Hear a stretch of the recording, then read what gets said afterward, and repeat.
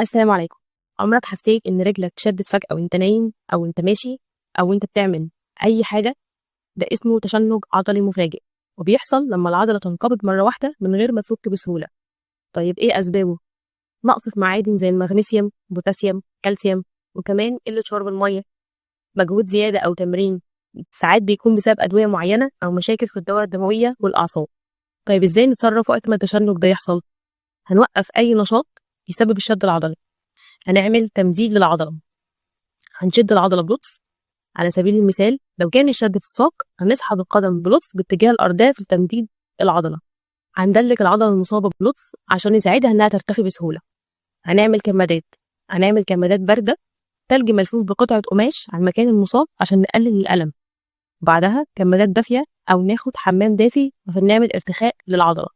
ونشرب مية كتير عشان نقلل خطر الجفاف اللي ممكن يكون سبب لشد العضلة. لو التشنجات دي متكررة أو مؤلمة بشكل مبالغ فيه لازم نروح للدكتور عشان نستبعد أي نقص شديد في الفيتامين أو مشكلة في الأعصاب أو الدورة الدموية. يعني باختصار أغلب التشنجات بسيطة ومش خطيرة، بس الاهتمام بالأكل والمية بيخليها تختفي بنسبة كبيرة.